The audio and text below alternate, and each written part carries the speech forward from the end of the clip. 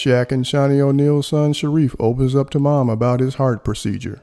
I was gonna say, since it is for American Heart Association, we gotta talk about the whole year 2018 to 2020, basically those years of my whole situation I went through with my medical history, and um, I feel like that was a time where me, my mom, as a family. You can't hear me?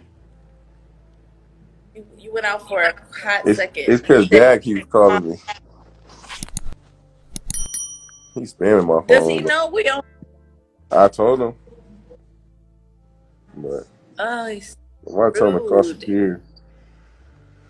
But Yeah. what was I say? I feel like it's time like me and my family all really bonded. Uh, I'm pretty sure that's the first time since me and you were way younger that we went on a walk, like just around the neighborhood. Yeah. We walked. My mom stayed on the couch next to my hospital bed, literally every single moment I was in there. The only part where she wasn't with me was when I was actually undergoing the surgery. But other than that, like she put everybody else in the hotel, and then she stayed literally on the couch right next to me. It's a picture somewhere on my phone I have of it. But I didn't really notice that until after, because the medication and all that stuff, I was really asleep. But that's when I realized I was like, well, I realized before that my mom was a real one, but that's when I was like, Be sure to like, comment, and subscribe. He calling you good, Reef? We can't hear you. I said I gotta yell at Shareef, we Kier real can't hear quick. Kier, you can't hear me? you. Is he calling your Saying phone again? everybody, yeah, everybody keeps trying to call me. I'm trying to. Sorry about that, guys. Keep blowing up my phone. But yeah, literally, me and my mom had really good bonding moments during that time. I feel like that's when she got to see like the all side emotions of Shareef. Because if you know me, I kind of just stay the same mood, pretty monotone, just chilling and never really do anything. I feel like that's the first time I really got to show all sides of emotion around everybody in the family. Really, uh, it That's was true. emotional, but it was I'm not glad it happened, but it's a blessing that it happened. Yeah, bonded. In your phone? You said, am I moving it? Yeah. Oh, I'm Like, my bad. I think it definitely bonded us. I mean, I, I can't even describe what that felt like watching you, or just the whole process, of finding out you needed heart surgery and the time in between finding out and getting the heart surgery and the day of, like all of it was an emotional time. But you know, I I watched you be so strong, and I wasn't. I wasn't. I wasn't as strong as you were, but I was definitely trying to show you that I was. Um, but I was a mess when you weren't around. Um, so thank goodness for like my tribe, because I had, Dear, which is my mother, and your aunt Cora, your uncle Tyreek, and my friends. They rallied. They really, really rallied around me, around us, to kind of support me during that time, because I think I did a good job for you, showing you that I was holding up, but I really wasn't. I went through so many. And that day, you're right. I never left your side until you actually had to go to surgery. And I remember thinking, or I might even said it to your dad or the doctor or somebody, like, okay, can y'all just put a curtain or some type of sanitary uh, petition up so I could just hold his hand. I just wanted to hold your Yeah. hand, so that you weren't in there by yourself, whether you knew it or not. But of course, do that. But yeah, I wasn't leaving you like that little couch that was uncomfortable. By the way, I don't know if you knew this, but your dad had a whole room. I know. He told me he had a room upstairs. I mean, that's fine. I'm not sure because I would not have left He your told room. me he told me he was gonna sleep on the floor with us. I was like, nah, That he's not man, sleeping on the floor. a whole room. Like they gave him a whole, which is cool because he couldn't have fit on anybody's furniture. The fact that he had a room was hilarious. But I now that know I he had his own hospital room. It was kind of strange, but had his own bathroom, full shower, like it was yeah, he was living it up in there. outside, and I didn't want to until it was time to go. Till we packed up and left up out of there. Um, and then Is there like is there something going on that we're missing out on? Because um, how long was your surgery? There's a question. I got my surgery December 13th, 2018. How and the procedure Um, the was. procedure was like a few hours. I don't even remember. All I remember was I'm sorry, I'm laughing at thousands of comments. I remember was falling asleep and waking up. The procedure I don't itself, know how long it was. I think it was about 7 hours, 6, 7 hours. It seemed like 30. It was tough. I think it was 7 hours because I remember talking about that later on. But a lady would come and Oh give yeah, us. y'all told me that when she would come give like very minor updates. They were the most vague. Uh, it almost was like we didn't want her to do it after a while because it was so like she would come say things like um, he's on he's on the life support machine now. They started the process. Who wants to hear that? But if you know open heart surgery, or first it was like, oh, they're through his ribs, ma'am.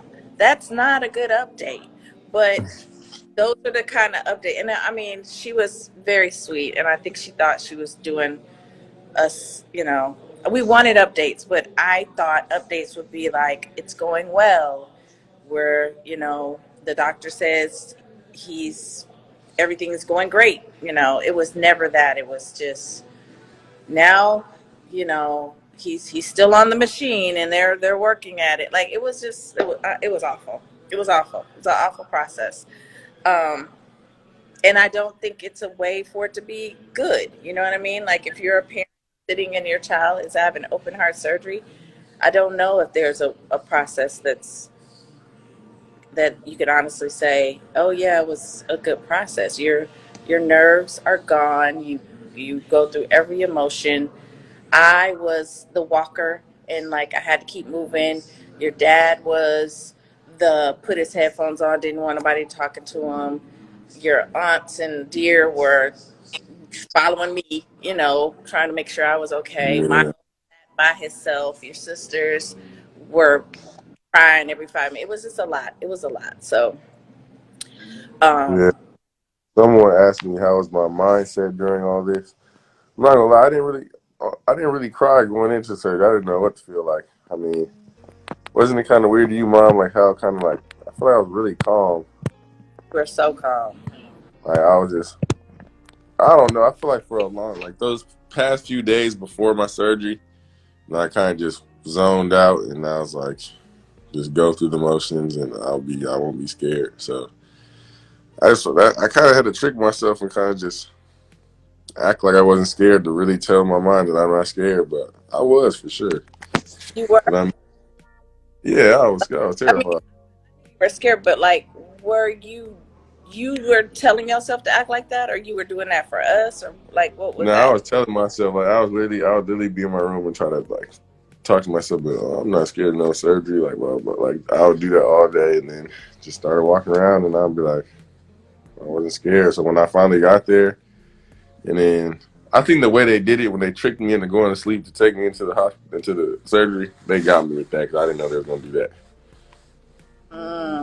Because they was like, "Oh, you gonna play virtual reality?" Because I was in a children's hospital and I was like the oldest one there. I was basically an adult, and they would talk to me like I was a little kid. And then like, "You gonna play basketball in virtual reality?" I'm like, "Yeah, I'm playing the basketball game. Got to move my head and make the ball go in the basket." And they stick my hand with something, and then I'm just out. So Yeah, because you were 17, about to be 18 when he had, right? Or were you 18 about to be no, I was 18, about to be 19. 18 about to be 19?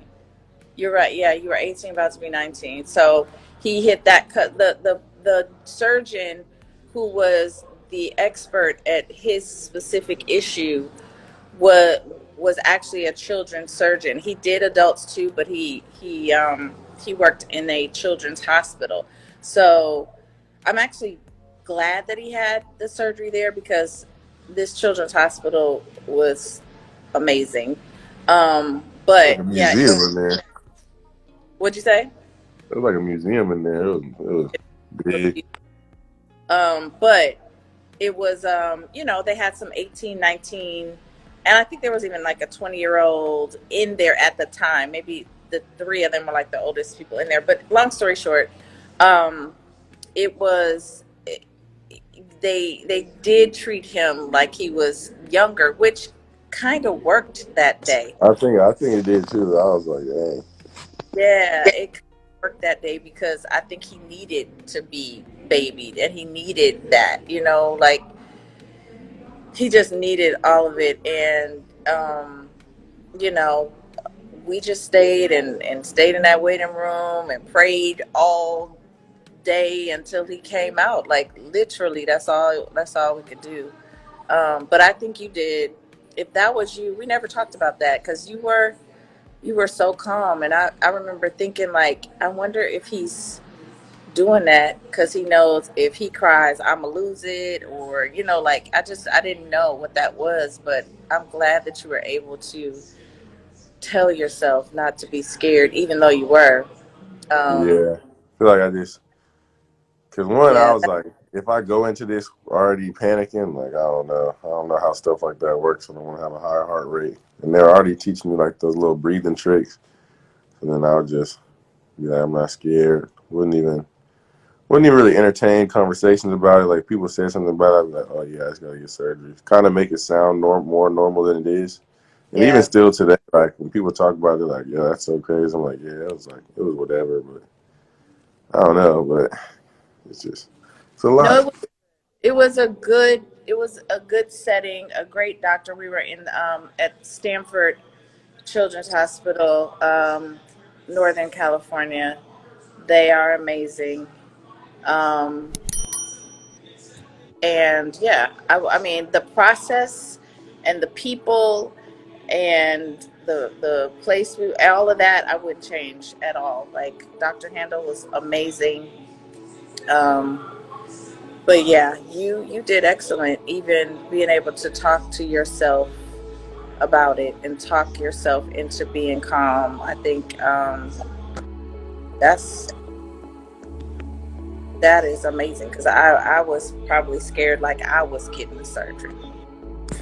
Yeah, like everybody was. Yeah, but we had a lot of prayer warriors, I'll tell you that.